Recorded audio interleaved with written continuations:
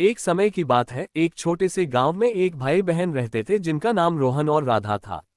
रोहन बड़ा भाई था और राधा उसकी प्यारी छोटी बहन।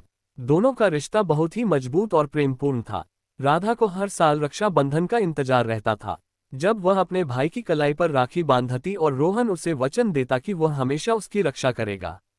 इस साल रक्षाबंधन के कुछ दिन पहले गांव में एक अजीब घटना घटी। गांव के पास वाले जंगल में एक खतरनाक डाकू का समूह छिपा हुआ था।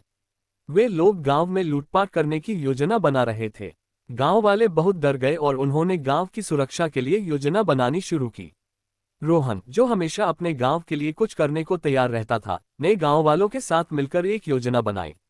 उन्होंने रात में पहरा देने का निर्णय लिया ताकि डाकू गांव में प्रवेश न कर सके। राधा को अपने भाई की चिंता थी, लेकिन उसने भी अपने भाई का हौसला बढ़ाया। रक्षाबंधन का दिन आया और राधा ने रोहन की कलाई पर राखी बांधी। उसने अपने भाई से कहा, भैया, तुम हमेशा मेरी रक्षा करते हो। इस बार मैं तुम्हारी रक्षा के लिए प्रार्थना करूंगी।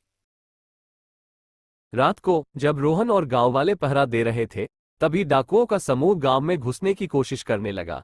रोहन ने साहस दिखाते हुए डाकुओं का सामना किया, लेकिन डाकू अधिक संख्या में थे और वे हथियारों से लैस थे। रोहन और गांव वाले मुश्किल में पड़ गए। तभी राधा को एक विचार आया। उसने अपने घर की छत पर चढ़कर ढोल बजाना शुरू कर दिया। ढोल की आवाज सुनकर गांव के और लोग जाग गए और वे भी रोहन की मदद के लिए दौड़ पड़े। गांव वालों की एकजुटता और साहस देखकर डाकू घबरा गए और भाग खड़े हुए। गांव वालों ने राधा की तारीफ की और रोहन ने अपनी बहन को गले से लगा लिया।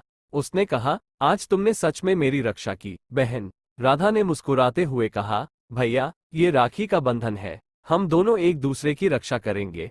इस घटना के बाद गांव में रक्षा बंधन का त्योहार और भी महत्वपूर्ण हो गया।